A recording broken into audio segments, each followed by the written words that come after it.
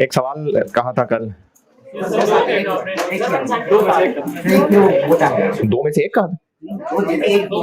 चले ठीक है, अगर वो स्प्रिंग 14 वाला नहीं भी किया कोई बात नहीं, उस जैसे और सवाल कर लिए हूं मैं, वो अगर आप बाद में भी कभी भी ख्याल आ जाए करने का तो ठीक है। वो एक एलएमएन वाला सवाल किया था, वो उस जैसा पार्ट ए था, और एक डबल एंटीज का फुल फ्लैश सवाल करा दिया, तो वो काफी है। एक पार्ट उसका डबल एंटीज का था और एक पार्ट एलएमएन जैसा ही था, तो इसलिए अगर वो नहीं भी कर सके कोई बात नहीं। ऑटम 5 कहा था, अगर वो कर सके हो तो। जी मैं बताता हूं, 4 ग्रेड्स थे लेबर के। हो सकता है बिल्कुल लोएस्ट लेवल के वर्कर्स, उनके कोई सुपरवाइजर हों, उनके कोई शिफ्ट सुपरवाइजर हो, इस तरह थे। 4 तरह के लेबर थे, या जैसे मिस्त्री, मजदूर और कारीगर और इस तरह के ना, तो मुख्तलिफ तरह के लेवल स्किल्स के लोग थे। आगे सवालों में आपको कहीं पर ये नाम भी मिल जाएंगे, स्किल्ड, सेमी स्किल्ड, अनस्किल्ड, ये डिसीजन मेकिंग में आएंगे नाम। तो डिफरेंट तरह के लेबर थे, तो उनको ग्रेड 1 2 3 4 कहा हुआ था बस। और प्रोडक्ट्स जो बन रहे थे वो 3 तरह के थे। कंपोनेंट, जिन्होंने भी ये सवाल किया है, 3 तरह के कंपोनेंट्स थे, ए बी और सी। ये चारों लोग मिलके ये तीनों बना रहे थे, या 1 वाले ए बना रहे थे, 2 वाले बी बना रहे थे, 3 वाले सी बना रहे थे और 4 वाले तालियां बजा रहे थे हैं? सब लोग मिलके ये तीनों काम कर रहे थे, ये तीनों प्रोडक्ट्स बना रहे थे। ये जो दूसरे टेबल में दिए हुए हैं, आउटपुट, आउटपुट मतलब यूनिट्स प्रोड्यूस ना, आउटपुट यूनिट्स प्रोड्यूस, तो इन तीनों कंपोनेंट्स के कितने कितने यूनिट्स बने, ये आउटपुट है। और हर एक के लिए कितना टाइम लगना चाहिए था, स्टैंडर्ड मिनट्स पर कंपोनेंट। एक्चुअली कितना लगा वो ऊपर ग्रेड 1 2 3 4 के सामने गिवन है। जहां तक बात है ना वेजेस की और ओवर टाइम की, वो तो चारों के अलग अलग लोग भी हैं, सबके आवर्स भी हैं, सबका रेट भी है, और नॉर्मल वर्किंग वीक के आवर्स भी हैं। तो बेसिक वेजेस और ओवर टाइम, इसमें कोई मसला किसी को है तो जरूर पूछें। ये स्ट्रेट फॉरवर्ड है, बस ग्रुप है चूंकि, तो हमने सारी कैलकुलेशन टोटल के हिसाब से करनी है। तो बेसिक वेजेस, नंबर, हर ग्रेड के नंबर ऑफ लोग हैं, तो नंबर ऑफ लोगों से मल्टीप्लाई करेंगे तो वो ग्रुप बनता जाएगा। बेसिक वेजेस और ओवर टाइम में जो मसला है, जिसको वो बताएं, मैं समझाता हूं जिन्होंने किया है ट्राई। प्रीमियम वाले मतलब प्रीमियम वाले मेथड से करें तो ये 50% ऑफ नॉर्मल आप रेट पे सिर्फ 50% लगाएंगे। हाँ जी, अगर ओवर टाइम प्रीमियम देखें, 2 तरीके थे। एक तरीके ये कहा था कि टोटल टाइम के ऊपर बेसिक रेट लगा दें और ओवर टाइम के ऊपर ओवर टाइम प्रीमियम लगा दें। जैसे मैं एक ग्रेड का दिखाता हूं करके, ग्रेड 1 बता देता हूं। ग्रेड 1 में लोग कितने, 6, तो 6 लोगों को 38 आवर्स काम करना चाहिए था, नहीं चाहिए नहीं था, नॉर्मल वर्किंग आवर्स 38 है, जबकि इन्होंने किया कितना, तो ये उनके नॉर्मल वर्किंग आवर्स, ये ओवर टाइम, ये कितने बने 228 240। 2 तरीके मैंने ओवर टाइम के बताए में, इनका रेट कितना है, वेज रेट 40। मैंने आपको 2 तरीके बताए में, एक तरीका बताया हुआ है कि आप इस 228 पे नॉर्मल वाला रेट लगा लें और इस 12 के ऊपर हायर वाला रेट लगा लें, 50% है ना बेस ओवर टाइम। एक ये तरीका है। दूसरा तरीका यह है कि पूरे 240 के ऊपर बेसिक रेट लगा लें और 12 के ऊपर ओवर टाइम प्रीमियम लगा लें। ये दोनों तरीके ठीक हैं। मुझे लगता है कि ज्यादा लोग ये फॉलो करते हैं, तो ठीक है ये कर लें, आंसर आपका सेम आएगा। पीछे ऐसे हुआ हुआ है, आंसर दोनों का सेम बनेगा, आंसर दोनों का सेम आएगा। तो चारों ग्रेड्स के बेसिक वेजेस और ओवर टाइम कैलकुलेशन जिन लोगों ने भी ट्राई की सवाल, जिन लोगों ने, किन लोगों ने, किन किन लोगों ने किया है सवाल, चले ठीक, इतने सारे रश में बाकी तो छुप ही जाएंगे, बाकी ने ट्राई किया होगा है ना। ग्रेड 1 2 3 4 बेसिक वेजेस और ओवर टाइम में मसले नहीं। बोनस समझाता हूं, बोनस मिलना है 75% ऑफ नॉर्मल आवर्ली रेट, ठीक है, लेकिन हर ग्रेड का वेज रेट अलग है। तो जब हर ग्रेड का वेज रेट अलग है तो फिर टाइम सेव्ड भी अलग निकालना पड़ेगा। कंपोनेंट ए के कितने यूनिट्स बने? 444 444, 900, 480। स्टैंडर्ड आवर्स, इनके लिए कितना टाइम लगना चाहिए था? 30 मिनट्स हैं, तो मतलब आधा घंटा। 30 मिनट पर कंपोनेंट और ये हाँ ना, पर यूनिट तो कंपोनेंट एबीसी है ना। उसको सर ऐसे मतलब समझ आती है कि 444 बनाने के लिए 30 नहीं, पर कंपोनेंट। पर यूनिट लिखा हुआ तो मतलब आसानी से समझ आ जाती है कि 444 यूनिट्स के थे अच्छा, मतलब 444 सारे के सारे 30 मिनट्स में बनने चाहिए थे। मतलब पर कंपोनेंट। अच्छा, पर यूनिट से ये नहीं, कंपोनेंट सिर्फ इसलिए कहा हुआ है कि कंपोनेंट ए का पर कंपोनेंट यानी पर यूनिट ही है ये। कंपोनेंट ए के एक यूनिट के लिए। अच्छा, ऐसे ये लग रहा है कि ए के 444 यूनिट्स 30 मिनट में बनने चाहिए थे हैं? नहीं, ये जो कंपोनेंट ए के 444 यूनिट्स बनाए हैं, तो पर यूनिट ये 30 है। कितने? 222। फिर दूसरे के लिए 54 है, 54। अच्छा, जिनको 0.9 नहीं समझ आया कोई बात नहीं। 54 over 60, 30 by 60, 810, 66 by 60, 480, 5 to 8, 1560। इतने स्टैंडर्ड आवर्स टोटल लगने चाहिए थे। हर कंपोनेंट का अलग अलग क्यों नहीं कर रहा मैं, इनको टोटल क्यों कर रहा हूं? क्योंकि ये सब लोग मिलके तीनों कंपोनेंट्स बना रहे हैं। या तो ऐसा हो ना कि इन लोगों ने ए बनाया था, इन्होंने बी और इन्होंने सी, फिर तो हम अलग अलग करें। ये सब लोग मिलके सारे बना रहे हैं। और टाइम सेव्ड भी क्या ऐसी बात की है कि कंपोनेंट ए के लिए बोनस और है, कंपोनेंट बी के लिए और है, सबके लिए सेम है। सब लोग मिलके सारे कंपोनेंट्स बना रहे हैं, तो इन सारे यूनिट्स बनाने के लिए इतने आवर्स लगने चाहिए थे। और एक्चुअल आवर्स ये आपको ये तो मैंने अभी सिर्फ ग्रेड 1 लिखा है 240, बाकियों के भी टोटल करेंगे तो वो 1200 बन जाएंगे। तो 1200 आवर्स एक्चुअली लगे, तो 360 आ गए टाइम सेव्ड। लेकिन इस 360 पे बोनस कौन सा लगना है, वो हर ग्रेड का अलग अलग लगना है। तो अब इसको हर ग्रेड में बांटना पड़ेगा। तो उसके लिए उन्होंने लिखा हुआ है कि आप इसको बांट दें हर ग्रेड ने जितने वार वर्क किया उस रेशो में। ग्रेड 1 के टोटल आवर्स कितने, ये तो मैंने निकाल दिए अभी, 240। ग्रेड 2 के 75, ग्रेड 3 के 700। तो इस 360 को इस रेशो में बांटना है। अब हर ग्रेड के टाइम सेव्ड आ गया, तो उसका बेसिक रेट इंटू 75% लग जाएगा। ये बोनस ऐसे निकालना था। अच्छा, देखें, ये जो तरीका आप लोगों को मैंने ये वाला बताया, ये इसलिए बताया था कि रिक्वायरमेंट में क्या पूछा हुआ है, बेसिक पे, ओवर टाइम, प्रीमियम। उसने नाम लेके पूछा है, इस तरीके से करें, इसलिए ये भी बताया था मैंने जरूरी। तो ओवर टाइम प्रीमियम नाम लेके पूछा है उसने। और वैसे तो सारे ही बता दिए मैंने, और फिर भी बताएं इसमें जिन लोगों ने किया। क्या इंसेंटिव, कौन सा इंसेंटिव? ग्रुप इंसेंटिव स्कीम, तो ये बोनस ही है ना। नहीं, वो तो जुमले को उसने आगे बढ़ाया है। उसने कहा group incentive scheme is operation है एंड बोनस पे होता है इतना, तो ये तो उसी को आगे बढ़ाई है बात। ऑटम 5 में और कोई सवाल? डन। वेजेस कैलकुलेशन डन, इनकी डबल एंट्रीज डन। तीसरा हिस्सा क्या किया था मैंने इस चैप्टर का? Decision making. जी जी जी जी जी।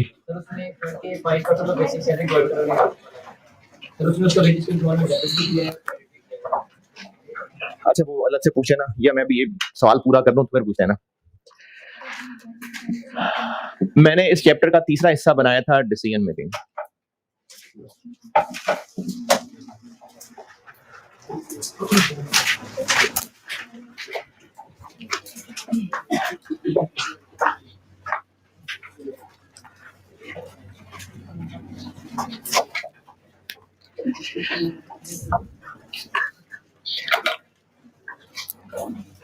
अच्छा, अच्छा, हमने ना एक ग्रिड पढ़ना है सेपरेट डिसीजन मेकिंग का। आपके सिलेबस का तीसरा ग्रिड है, उसमें डिसीजन मेकिंग है। एक दफा का जिक्र है, मैंने सिलेबस के ग्रिड बांटे थे, नहीं बांटे थे?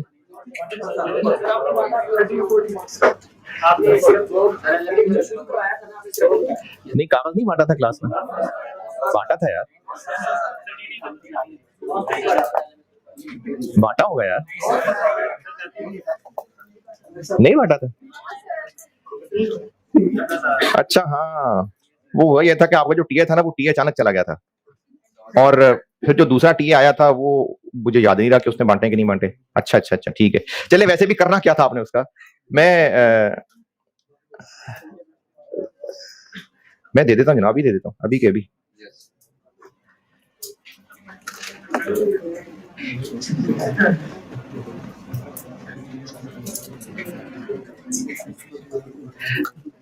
बल्कि नहीं, अब जिन टीएस को देना है वो भी सारे छोड़ गए हैं। है जी, हाँ भी मुझे लगा तो कोई और मिला के मैं टीए हूँ आपका। अच्छा, बहरहाल चलें, तीसरा ग्रेड है, तीसरा ये मैं देखता हूं कि आपको व्हाट्सएप में भिजवा दूं या फोटोकॉपी दिलवा दूं। चलें, फोटोकॉपी दिलवा देता हूं, आपने रखना तो है नहीं संभाल के, फोटोकॉपी दिलवा देता हूं। अच्छा भाई, इतना बड़ा मसला नहीं है ये। तीसरा ग्रेड है डिसीजन मेकिंग का, और वो कॉस्ट का एंड पे ही पढ़ा जा सकता है, क्योंकि उसके लिए जो लेवल चाहिए वो आपका लेवल बाद में बनेगा। तो एक सेपरेट ग्रिड है डिसीजन मेकिंग का, नाम से क्या लग रहा है, डिसीजन मेकिंग, कोई फैसला करना होगा। वो जो सेपरेट ग्रिड है डिसीजन मेकिंग का, वो तो चलो सेपरेट चीज है, उसमें सेपरेट तरह के डिसीजन हैं, लेकिन सवाल की कैलकुलेशंस, सारा डेटा उसको देख के पता चल रहा होगा कि लेबर का सवाल है, लेकिन रिक्वायरमेंट में कोई डिसीजन करवाया हो, उसको मैं इस पार्ट में रख रहा हूं। जैसे जो एक दिन वो ग्रुप बोनस वाला सवाल किया था, उसमें उसने पूछा भी था डिफरेंस का रीजन क्या है।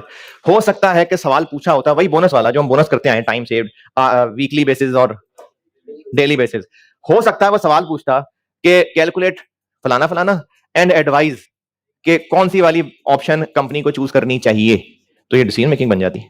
तो डिसीजन मेकिंग का पार्ट में उन सवालों को कह रहा हूं कि जिसमें सवालों की कैलकुलेशन से पता चले कि है लेबर चैप्टर का सवाल, लेकिन रिक्वायरमेंट में कुछ ना कुछ डिसीजन करवाया हो, इसको मैं डिसीजन मेकिंग कह रहा हूं। चले, इतनी बात तो लिखे ना अपने अल्फाज में कि लेबर चैप्टर का सवाल होगा, यानी सवाल में डाटा कैलकुलेशंस ये सारी इस चैप्टर की होंगी, लेकिन रिक्वायरमेंट में कुछ ना कुछ डिसीजन करवाया हो, उसको मैं इस पार्ट में कवर कर रहा हूं।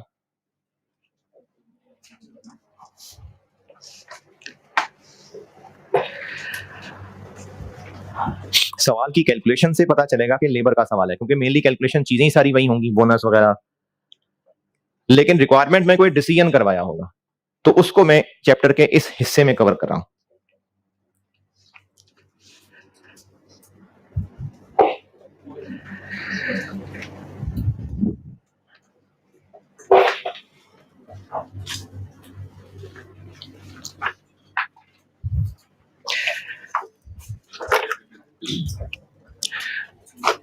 तरीका क्या होगा, मतलब डिसीजन रूल क्या रखें हम, कौन सी ऑप्शन बेहतर है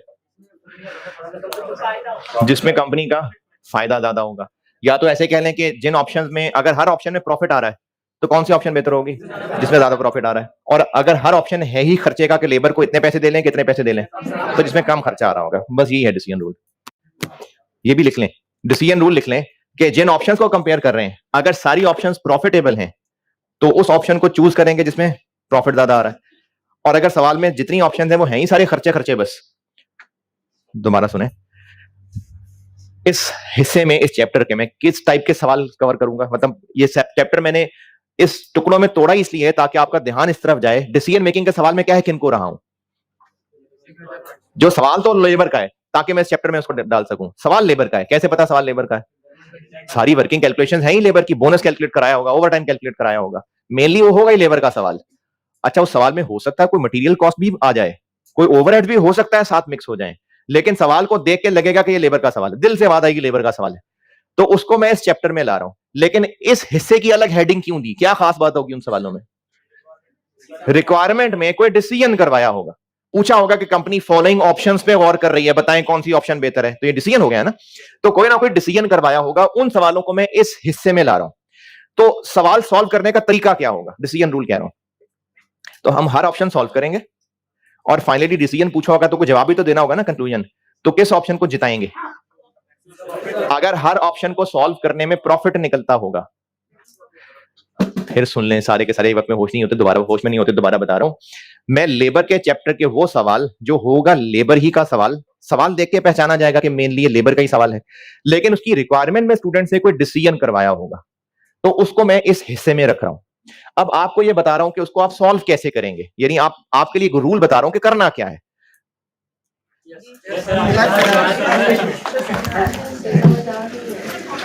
अच्छा, हर ऑप्शन को अलग अलग सॉल्व करेंगे, हर ऑप्शन को अलग अलग सॉल्व करेंगे और फाइनली कंक्लूजन किस ऑप्शन को जिताएंगे। अगर सब ऑप्शन में प्रॉफिट है तो जिसमें ज्यादा प्रॉफिट है, और अगर सब ऑप्शन है ही खर्चे वाली तो जिसमें कम खर्चा। बस एक सवाल इसका बोर्ड पे कर रहा हूं, एक सवाल होमवर्क दूंगा। नहीं, हाँ जी, मैच है कब?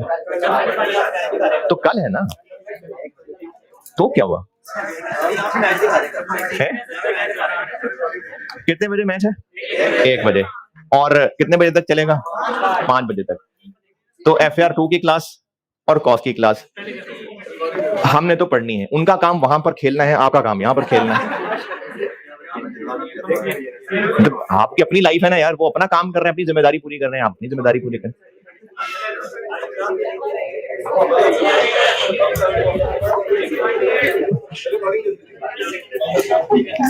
ये बात निकली। एक सवाल करा रहा हूं, एक सवाल होमवर्क दे रहा हूं, और इसके बाकी कुछ सवाल हैं जो कुछ मुश्किलों की वजह से अभी मैं नहीं करा सकता। वो जब डिसीजन मेकिंग प्रॉपर ग्रिड शुरू कराऊंगा ना, तब उनको दोबारा हाथ डालेंगे। तो अभी एक सवाल क्लास में करा रहा हूं और एक होमवर्क दे दूंगा। बस आप सवाल पढ़ लीजिए। जिन्होंने मेरी PDF फाइल खोली हुई है उसमें से क्वेश्चन नंबर 7, जिरकॉन लिमिटेड। और मैंने इसमें ना वर्डिंग थोड़ी सी चेंज की हुई है क्योंकि कुछ एम्बिग्विटी थी असली सवाल में। ये सवाल असल में है स्प्रिंग 2011 अटेम्प्ट का। जो लोग पास्ट पेपर्स देखा करते हैं उनमें देखना है तो देख लें। स्प्रिंग 11 अटेम्प्ट, स्प्रिंग 11 यानी मार्च 2011, क्वेश्चन नंबर 3 था उसमें। PDF फाइल में क्वेश्चन 7 है और पैक की बुक में ये होगा पेज 100 पे, पेज 100 पे प्रैक्टिस क्वेश्चन 4।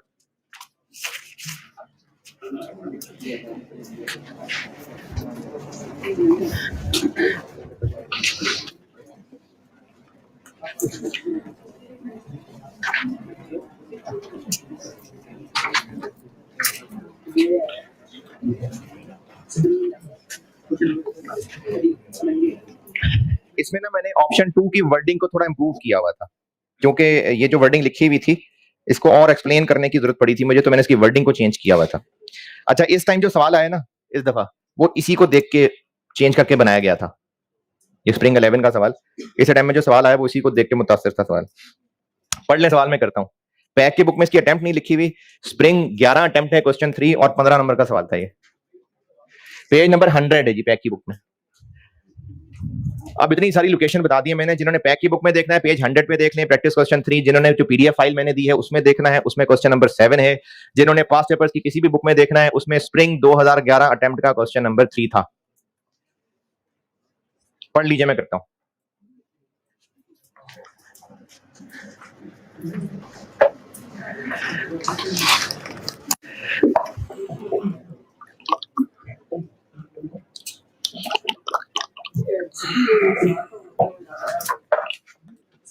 जिसमें पार्ट 2 में सर इसमें वो 30 और 12 वो डिवाइड किया होता है। हमने उसे बेसिक में हमने उसकी 42 पे दी थी, लेकिन जब हमने टाइम से कंपेयर किया था हमने सिर्फ 30 दिया था सर। इनडायरेक्ट डायरेक्ट वाला तो वो तो मैंने क्लास में किया था डिस्कस। बोनस निकालने के लिए डायरेक्ट वर्क लेंगे सिर्फ, जिसमें वो प्रोडक्शन कर रहा है। इनडायरेक्ट वर्क में वो कोई और काम कर रहा होगा, वेज मिलेगी, काम कर रहा है, पैसे मिलेंगे, लेकिन बोनस के लिए सिर्फ डायरेक्ट वर्क। सवाल पढ़ने को कहा है।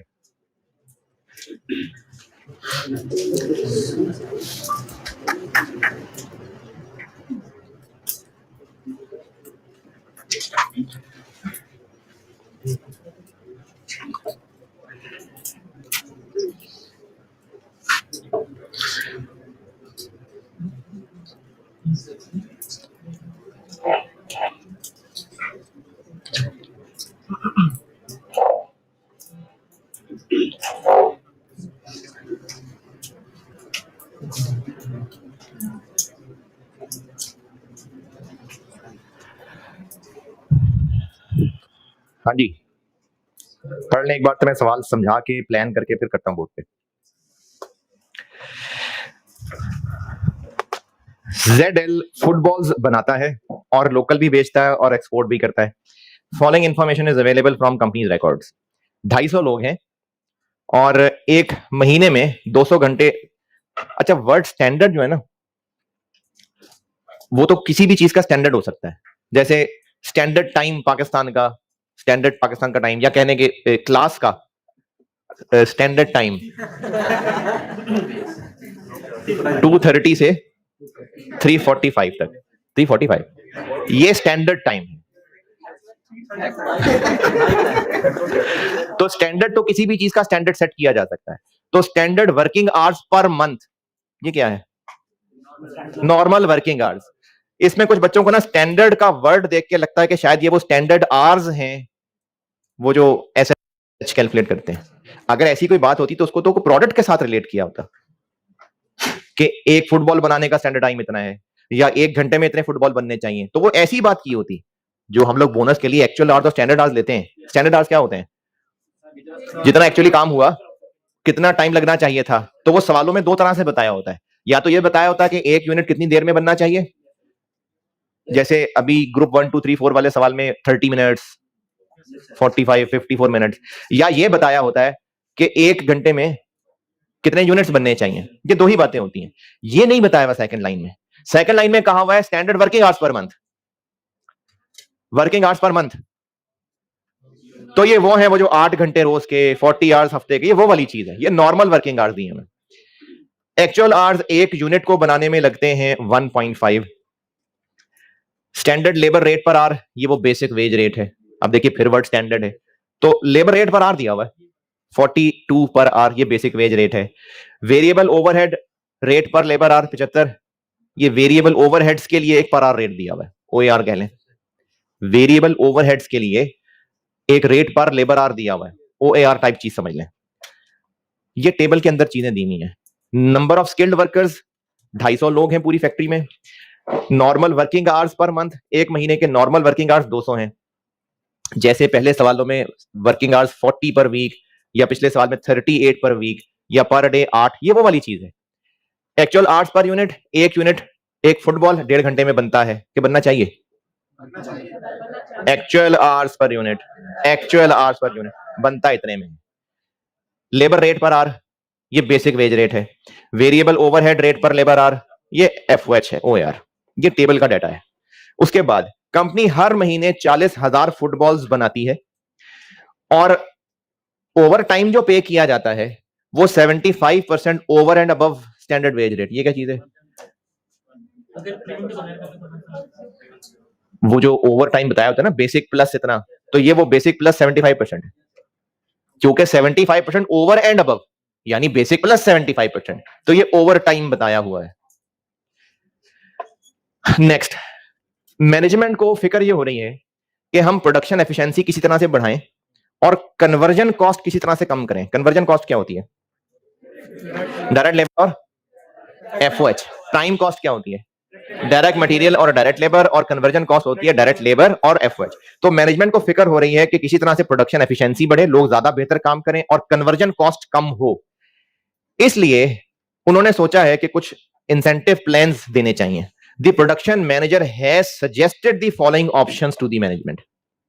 ऑप्शन 1 है कुछ और कुछ ऑप्शन 2 है required. Evaluate the above options in contrast with existing scheme. इसका क्या मतलब है कि जो अभी इस वक्त एग्जिस्टिंग चल रहा है, एग्जिस्टिंग क्या चल रहा है, वो बोनस है। यानी एग्जिस्टिंग बस इतना चल रहा है कि जितना भी वो काम करते हैं उसकी उनको बेसिक वेजेस मिलती हैं और ओवर टाइम मिलता है। अब मैनेजमेंट ने सोचा है कि कुछ इंसेंटिव्स भी देने चाहिए, उसके लिए ऑप्शन 1 और 2 आई है। तो रिक्वायरमेंट में कहा हुआ इवैल्यूएट द अबव ऑप्शंस। कौन सी above options? Option 1 option 2 in contrast with existing scheme, जो अभी एग्जिस्टिंग चल रहा है, and advise the management about the most economical option. ये मैंने साथ खुद ऐड किया है फॉर प्रोडक्शन ऑफ 40,000 फुटबॉल्स, क्योंकि क्लास में सवाल कराया करता था तो बच्चे कहते थे जी कितने यूनिट्स बनाने, आल्दो के लिखा हुआ है कंपनी मैन्युफैक्चर्स 40,000 फुटबॉल, लेकिन रिक्वायरमेंट में बच्चे कंफ्यूज होते थे तो मैंने फिर ये वर्ड खुद ऐड किया हुआ है। अदरवाइज असल सवाल में इकोनॉमिकल ऑप्शन फुल स्टॉप। तो क्या करना है सवाल में? ये सवाल इस कैटेगरी का है ना, क्योंकि आपसे एडवाइस पूछी हुई है। तो हमें तीनों ऑप्शंस के ऊपर जो जो कुछ भी सवाल में है वो तीनों ऑप्शंस में कैलकुलेट करना है। तीनों ऑप्शंस यानी एग्जिस्टिंग, ऑप्शन 1, ऑप्शन 2, और कहीं यहां पर सेल्स, कोई इनकम, इस तरह की चीजें हैं। सवाल में है क्या, कौन कौन से एक्सपेंस हैं? लेबर है और एफओएच है।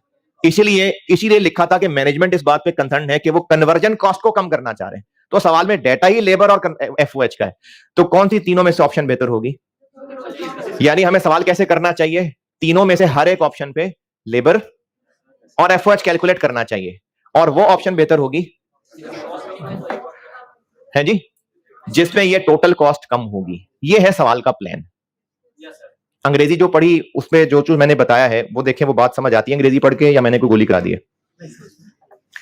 अंग्रेजी पढ़ के देखें, ये बात समझ आ रही है?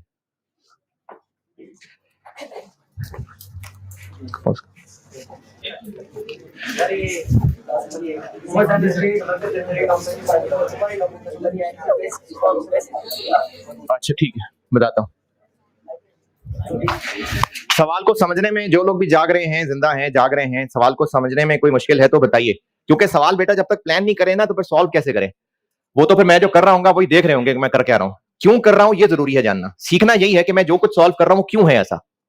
3 ऑप्शंस पे सॉल्व करना है, और क्या क्या कैलकुलेट करना है हर ऑप्शन पे? लेबर कॉस्ट और एफओएच। क्यों एफओएच? क्यों? ये तो नहीं उसने कहा कैलकुलेट करें, क्योंकि सवाल में ना जब हमने ऑप्शंस को कंपेयर करना है तो हम देखेंगे हर ऑप्शन में क्या क्या है सवाल में। तो सवाल में है ही 2 खर्चे, एक एफओएच है और एक लेबर है, तो हम हर ऑप्शन पे दोनों कैलकुलेट करेंगे। और दूसरा हिंट मिला था कि मैनेजमेंट चाह रही है कॉस्ट ऑफ कन्वर्जन को कम करना, तो वो कॉस्ट ऑफ कन्वर्जन की फिगर कर रहे हैं। तो तीनों ऑप्शंस पे हर एक की कॉस्ट ऑफ कन्वर्जन कैलकुलेट करनी है, और तीनों में से जो बेहतर है वो होगी जिसमें कम खर्चा है। ये मैं स्प्रिंग 11 कर रहा हूं सॉल्व, ZL वाला एग्जिस्टिंग करता हूं solve.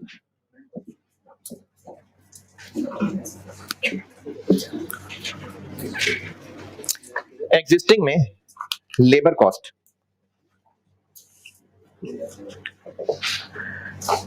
Normal working hours, normal का रेट अलग, ओवरटाइम का अलग करूं या ओवरटाइम प्रीमियम से करूं? चल अलग, ठीक है बताता हूं। ठीक है, अलग अलग रेट लगा देता हूं। नॉर्मल कितने आवर्स? 200। जब पूरी टीम का सवाल कर रहे हो तो पूरी टीम का सवाल टोटल या एक एक बंदे का? पूरी टीम का। तो 250 लोग मिलके पूरे महीने में 200 आवर्स काम करते हैं, तो टोटल आवर्स क्या बन गए? 50,000 इंटू 42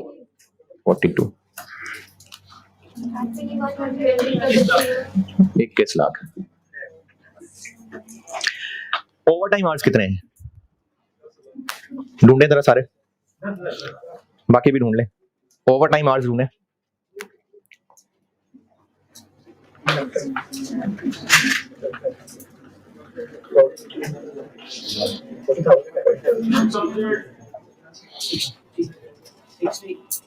क्या 60? ओवर टाइम पूछ रहा हूँ। 10,000।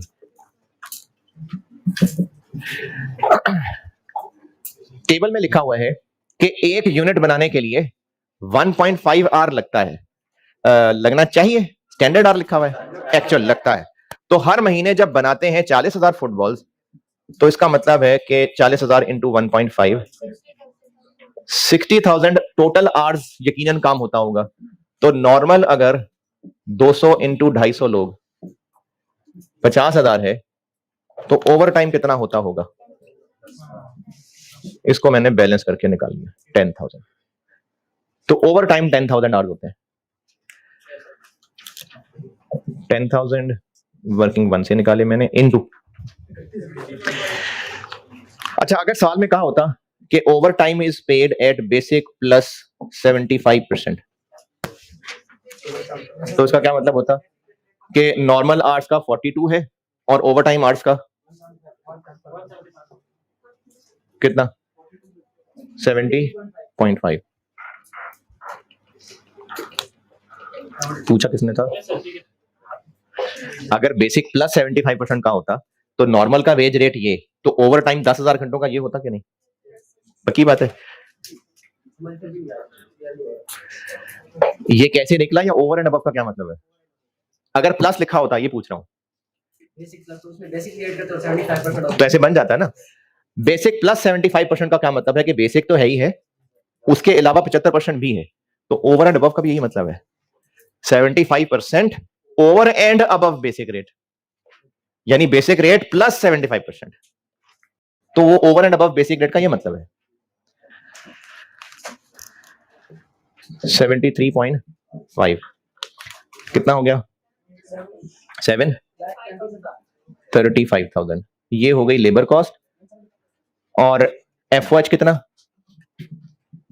अच्छा, बेशक वो वेरिएबल रेट दिया हुआ है, लेकिन खैर है, आप उस वेरिएबल वाली बात को इग्नोर करें, क्योंकि जब डिसीजन मेकिंग हम पढ़ेंगे ना, तो तब जाके आपको ये बात समझ आएगी कि वेरिएबल क्यों दिया था, फिक्स क्यों नहीं दिया था। अभी फिलहाल वेरिएबल का वर्ड छोड़ दें। एफओएच कैसे कैलकुलेट करूं? 75 पर लेबर आ रहा है, तो 75 इंटू 60 के 50? 60। क्यों 60? क्योंकि एक्चुअल आवर्स इतने लगते हैं।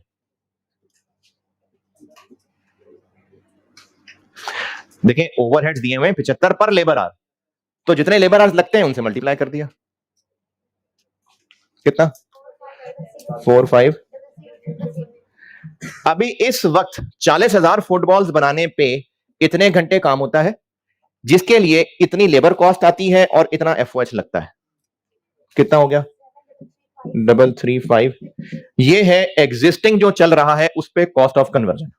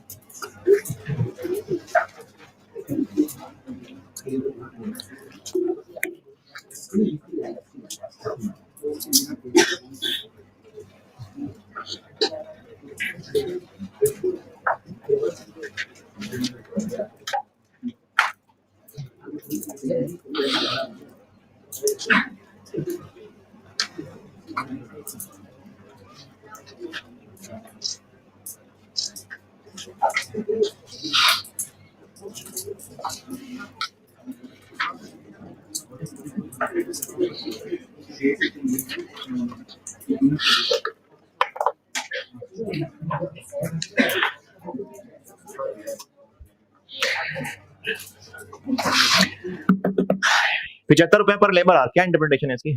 FOH ₹75 पर लेबर आवर, इसकी क्या इंटरप्रिटेशन है कि 1 घंटा लेबर काम करती है तो ₹75 खर्च होता है, तो टोटल कितना खर्चा होगा? तो जितने एक्चुअल आवर्स काम होता है। एग्जिस्टिंग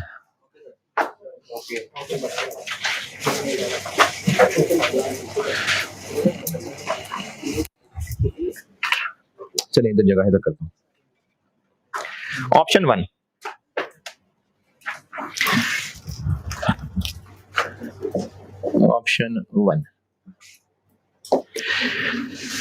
ऑप्शन 1 में ये होगा कि लेबर का जो वेज रेट है ना उसको कर देंगे चेंज, और अब ले आएंगे पीस रेट, और अब इनको पैसे देंगे 72 पर यूनिट।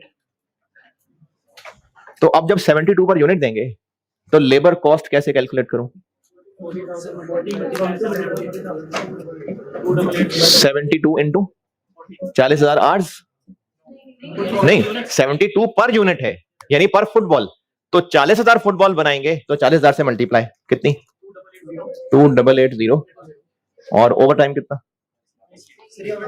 नहीं, इसमें ओवर टाइम नहीं होता, पीस रेट में ओवर टाइम नहीं होता, उसको तो पैसे यूनिट्स के मिल रहे होते हैं। टाइम रेट के अंदर नॉर्मल और ओवर टाइम होता है, पीस रेट में ओवर टाइम नहीं होता, पीस रेट में तो काम के पैसे मिल रहे होते हैं, कितने यूनिट्स बनाए। और ऑप्शन 1 में क्या होगा? FOH होंगे कि नहीं होंगे? हाँ होंगे। कितने होंगे FOH? एफिशिएंसी बढ़ रही है तो अब इनटू 60,000 तो नहीं होगा ना। एफिशिएंसी बढ़ने का मतलब है कि पहले वो जितने घंटे लगाते थे अब उससे कम लगाएंगे, तो कितने घंटे लगाएंगे अब? हाँ जी, आप कितने घंटे लगाएंगे? करें ट्राई सारे, आप कितने घंटे लगा करेंगे? ट्राई करिए, मैं तो कर ही दूंगा बोर्ड पे, मैं वैसे एक लंबे तरीके से करूंगा इसलिए मैं चाह रहा हूं पहले आप लोग अकल इस्तेमाल करके जो करना चाह रहे हैं वो करें।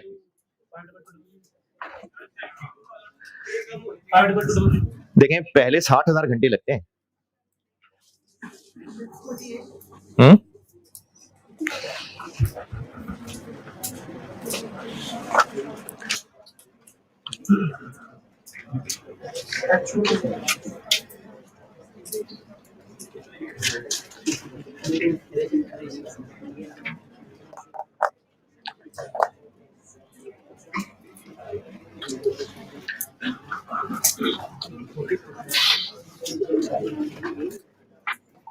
हाँ जी, ट्राई किया करें यार सारे।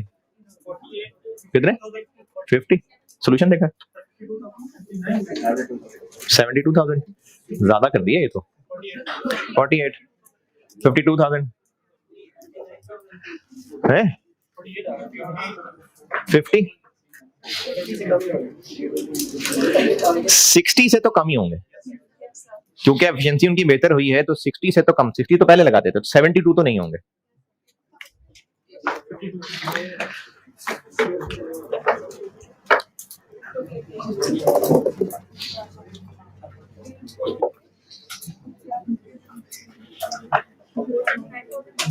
हम्म 429,000 4 यानी 42,900। अच्छा जी, 50,000, 49,200, 48,000, 52,200 और नहीं, एक तो सही है इनमें, एक इनमें सही है 45, मैंने कहा इनमें से एक सही है।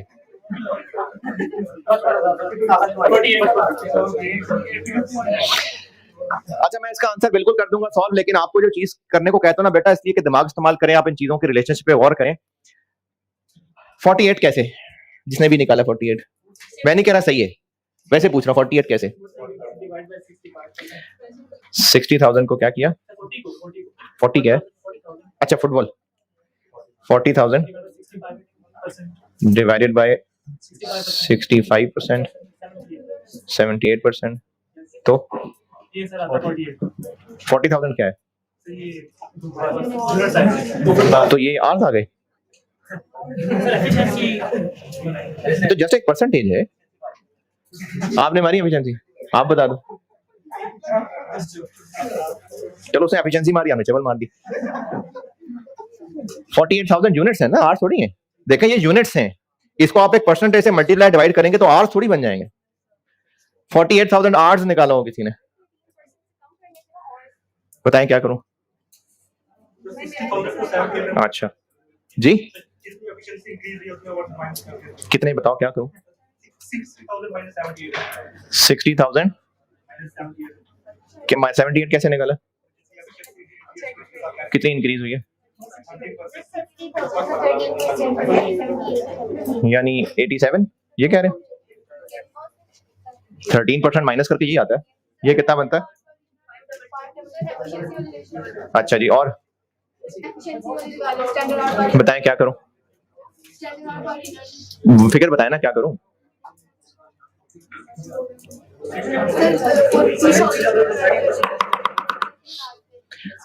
मैं समझाता हूं, अभी बड़ा टाइम है हमारे पास, 20 मिनट पड़े, मैं समझाता हूं। 40,000 50,000 क्या है? मंथली आज 50 तो नहीं है, नहीं वो स्टैंडर्ड वाले स्टैंडर्ड मंथली आवर्स नहीं है, वो तो नॉर्मल वर्किंग आवर्स है, रोज के 8 घंटे वाले।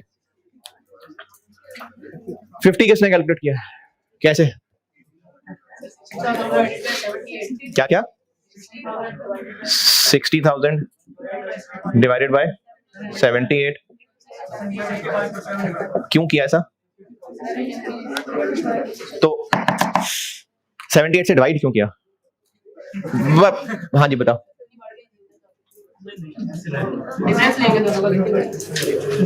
नहीं आपने ये किसी सोच के किया होगा ना इसको अच्छा चलो इसको 65 से मल्टीप्लाई क्यों किया? पहले 65 थी अब 78 है, तो ये तो ऐसे नहीं करना चाहिए था कि पहले 65 था अब 78 हो गए है? जो बात आप कह रहे हैं वो तो ये बनती है,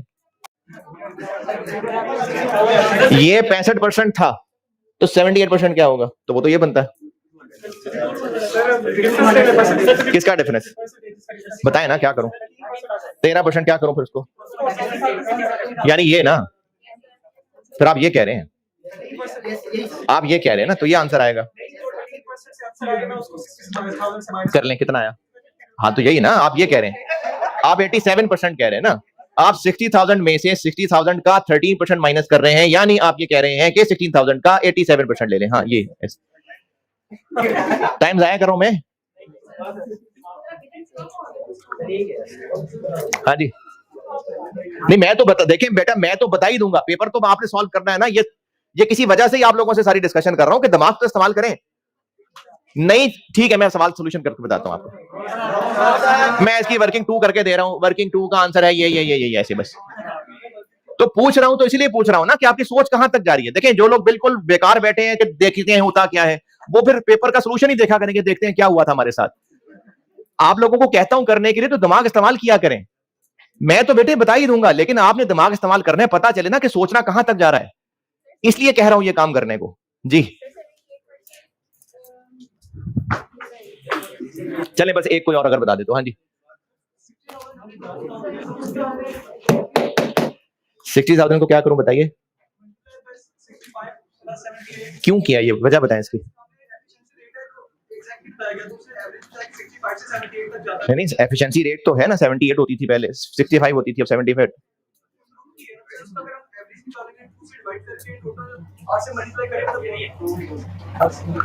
इसका एवरेज करें,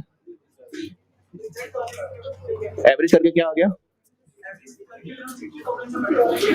क्या आता है आंसर? नहीं चले ठीक है मैं बताता हूं।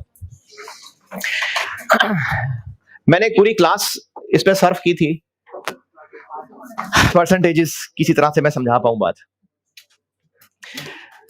जो लोग ये कर रहे हैं ये, यानी 60,000 आवर्स में से 60,000 आवर्स का 13% ले रहे हैं, तो उसमें वो 100 कह रहे हैं 60,000 को या स्टैंडर्ड आवर्स को। ऐसा करने में 100 क्या है, 60,000 का 13%। 60,000। और अगर ऐसे किसी ने किया हो तो हो सकता है तुक्के में ऐसे हो गया हो, लेकिन जिन्होंने ऐसे किया होगा ना, वो जो सोच रहे होंगे उनको ये सोचना बनता था, शायद ये किसी ने सोचा हो, शायद। मैं पहली दफा इस सवाल को जब खुद पहली दफा देखा था, जब बहुत पहले जब इसको देखना शुरू किया था, मेरे जहन में पहली सोच यही आई थी, पहली सोच कि ये 65% था तो 78 क्या होगा, यूनिटरी मेथड, कि अगर ये 65 था तो 78 क्या होगा। ये किसी ने सोचा ऐसे कि नहीं? लेकिन ये सही नहीं है। क्यों सही नहीं है बताता हूं। पहले मैं एक लेंथी तरीका, मतलब आपको लेंथी तरीका बताऊंगा, लेकिन जो लोग ये सोच रहे थे उनको बता रहा हूं। जो इसको सोच ही नहीं पा रहे थे, मैं एक लेंथी तरीका बताने लगा हूं ताकि सिस्टमेटिकली तो चले ना। जो उसमें भी क्लिक ना कर पाए मर जाए जाके। जो लोग ये ऐसे सोच रहे थे, मैं उनको बता रहा हूं, ये वाली बात बताने लगा। जो इस तरह सोच रहे थे कि ये 65 था तो 78 क्या होगा, तो उसका जवाब यह है कि ये 65 नहीं था, ये 100 था। लेबर एफिशिएंसी रेशियो का फार्मूला क्या होता है? Standard hours over actual hours.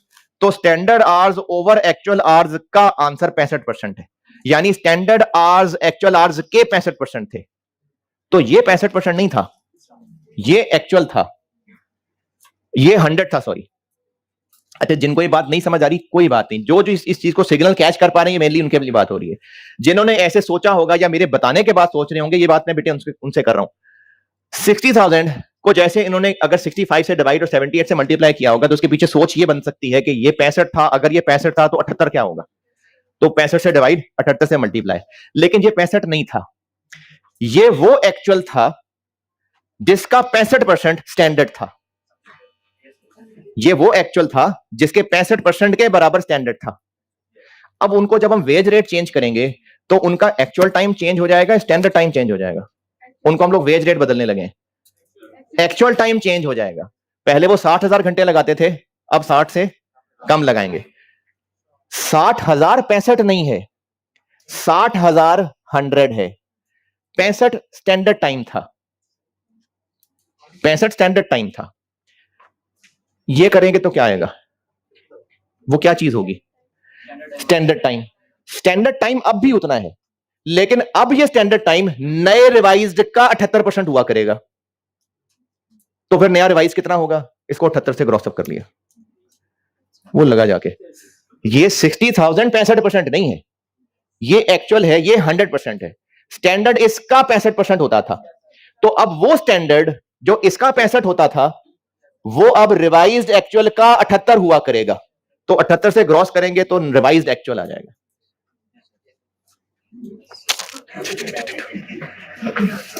अच्छा, अब सब आवाम को नसीहत, चूंकि इसमें एफिशिएंसी रेशियो दे दी है, तो उसमें आपको एडवाइस ये है कि एफिशिएंसी रेशियो का फार्मूला खोल लें। क्योंकि आपको जब नहीं समझ आ रहा ना कि कहां से कहां पहुंचना है, तो जो कुछ अवेलेबल है सारा नक्शा टेबल पे फैला लें।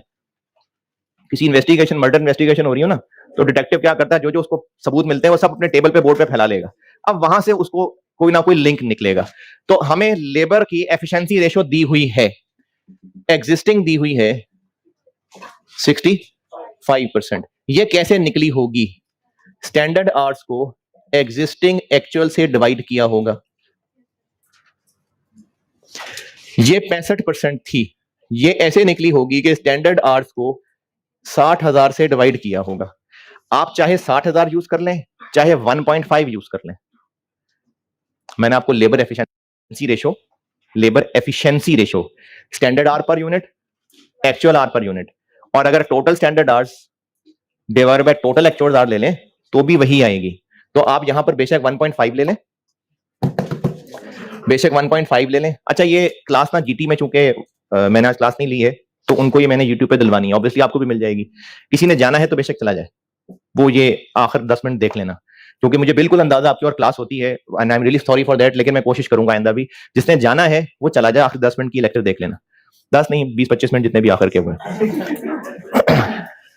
Standard hours divided by actual hours is equal to labour efficiency ratio. आपको 65%, 78%, ये क्या दिया हुआ है, क्या चीज है सवाल में, क्या है ये 65 और 78?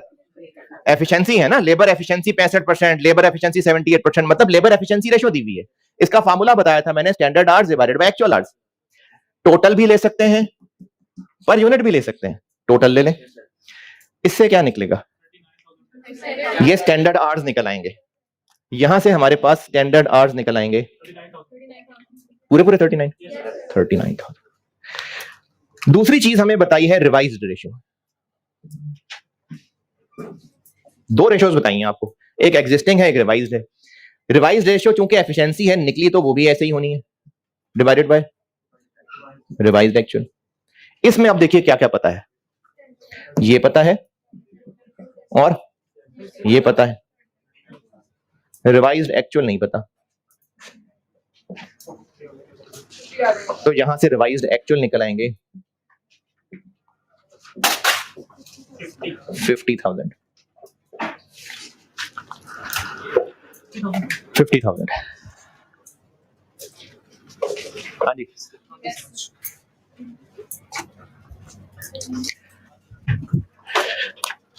अच्छा वैसे अगर एक दो लोग भी हुए ना तो हाँ मैं ऐसे करूंगा आइंदा भी।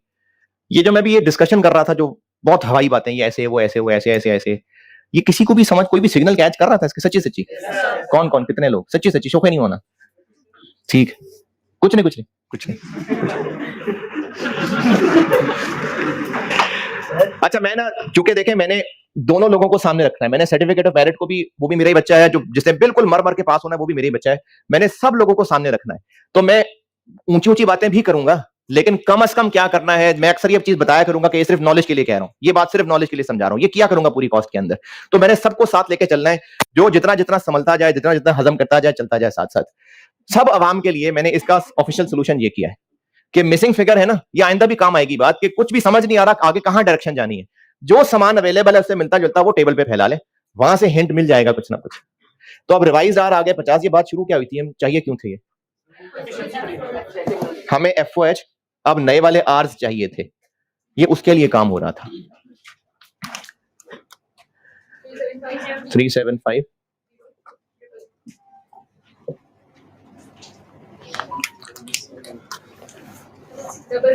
663 0 000।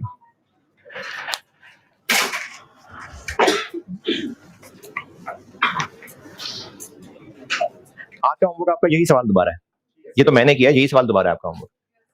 ये मेरे इख्तितामी कलमात नहीं थे, वैसे ही होमवर्क दिया है। अभी ऑप्शन 2 भी है।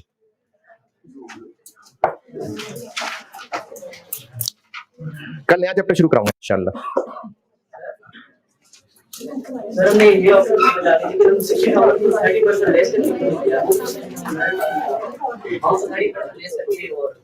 अच्छा, ये जो लोग भी ये बात पिक कर पाए कि ये 60-65 नहीं है, ये 100% है, तो उनको लगना चाहिए कि अच्छा फिर अगर ये 100% है तो फिर ऐसे क्यों नहीं किया कि इसका 13% इसमें से माइनस कर लेते। अगर ऐसे करते हैं ना, जिसको भी ये सिग्नल मिल रहे हो, तो इसका मतलब ये होता कि एक्चुअल तो अब भी उतने ही रहने हैं, स्टैंडर्ड चेंज हो रहा है।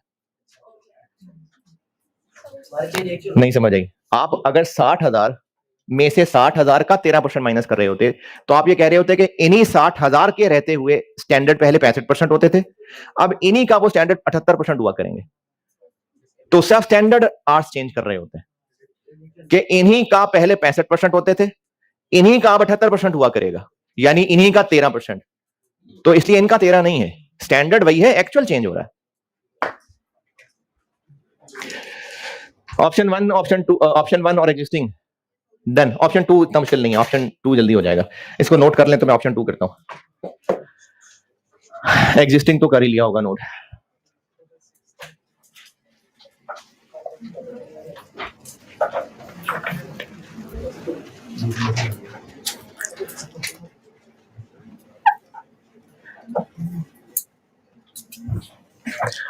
ऑप्शन 2,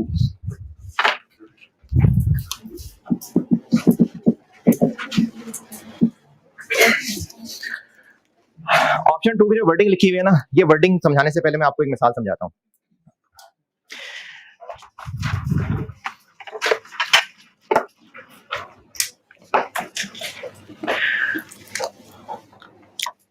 अच्छा, मैं भी लेबर ही हूं, इसलिए मैं टीचर की मिसाल दे रहा हूं। अगर कॉलेज ने एक कोर्स पढ़ाने के लिए एक टीचर के साथ जो रेम्यूनरेशन एग्री की, हो सकता है टीचर को पर मंथ सैलरी मिलती हो, और अगर कोर्स के साथ लिंक किया जाए तो दो तरह की अरेंजमेंट हो सकती है। एक अरेंजमेंट ये हो सकती है कि पर आवर एक प्राइस तय हो जो 50-60 रुपए तय हो जाए, और मल्टीप्लाई बाय जितने आवर्स लगेंगे। एक ये प्राइस तय हो सकती है कि रेट तो 100 पर आवर है, लेकिन आपने कोर्स 100 आवर्स में पूरा करना है, आपको 100 आवर्स की पेमेंट एग्री हो रही है। अब जो भी पर आवर रेट तय हुआ इनटू 100 आवर्स, अगर 80 आवर्स में कोर्स खत्म हो गया तो भी पैसे 100, क्योंकि अरेंजमेंट ही ये हुआ है कि 100 आवर्स का कोर्स है, इसकी प्राइस तय हो गई।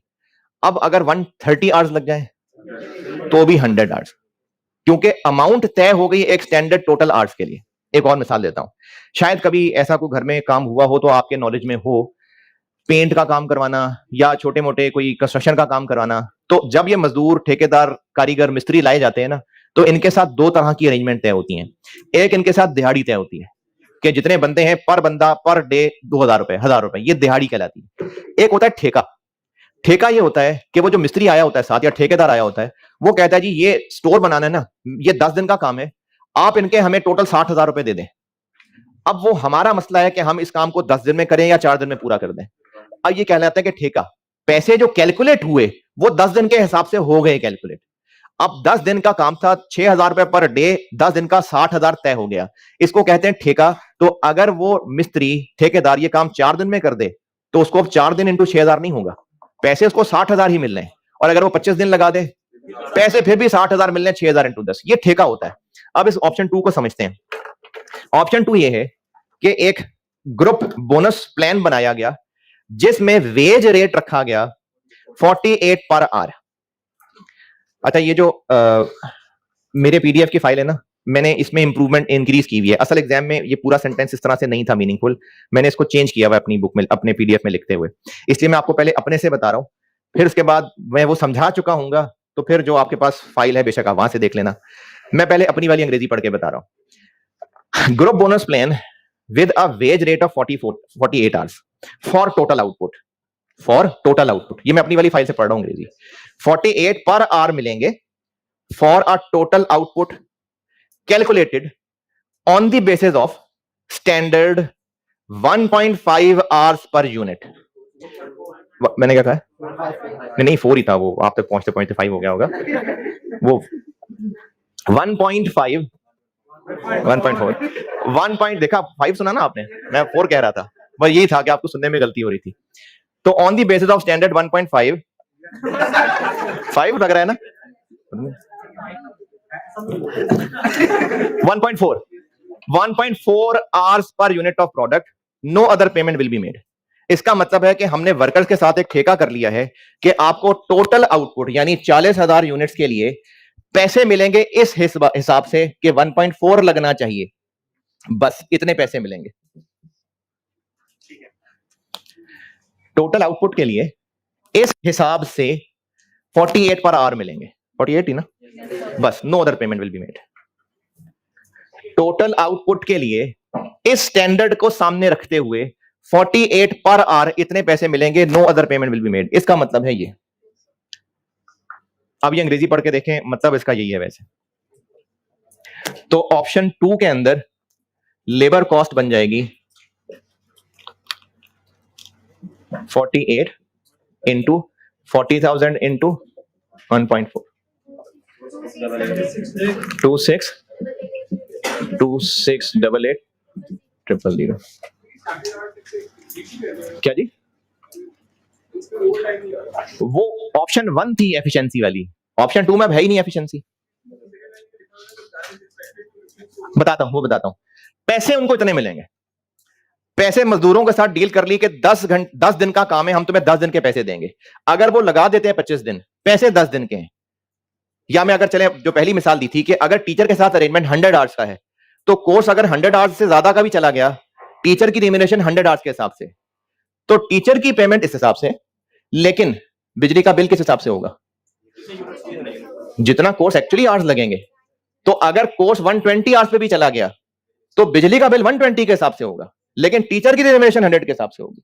तो लेबर कॉस्ट तो ऐसे ही होगी, लेकिन एफओएच के लिए कौन से आवर्स यूज होंगे? जो एक्चुअली लगेंगे। अच्छा, एक्चुअली कितने लगेंगे इसमें लिखा हुआ है कि एक्चुअली उतने लगेंगे कि जितना ओवर टाइम पहले लगा करता था, कितना लगा करता था पहले, मतलब एग्जिस्टिंग, उससे 60% कम हो जाएगा। यानी 10,000 लगता था तो 40% 4,000 रह जाएगा। यानी वो जो लोग पहले 60,000 घंटे काम किया करते थे, अब वो 54,000 आवर्स काम किया करेंगे।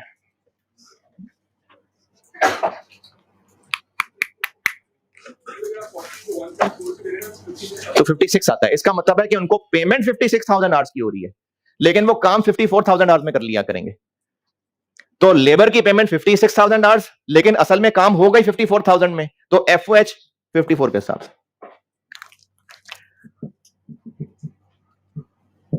ले जी, ये था सवाल। और इत्तेफाक से मुझे सुबह काम था तो मैं वो गार्डन टाउन में नहीं जा सका, तो इत्तेफाक से आपको ये सवाल यूट्यूब पे मिल जाएगा, 4 दफा सुने बेशक जाके। 40500000, कितना 6738। कंक्लूजन क्या हुआ? कंक्लूजन क्या हुआ? एग्जिस्टिंग ऑप्शन 1 की ऑप्शन 2? ऑप्शन 1। तो कंक्लूजन ये है कि option 1 should be exercise, should be followed, should be proceeded with.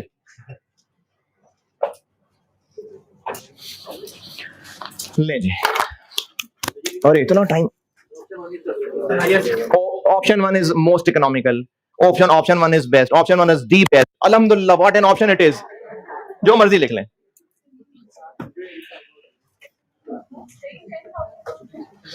10,000 existing से आया था। पहले एग्जिस्टिंग 10,000 ओवर टाइम लगा करता था, जितना लगा करता था अब उससे 60% कम लगा करेगा।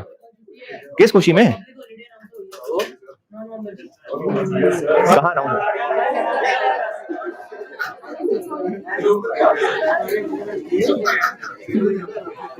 अभी ऐसा कुछ नहीं है।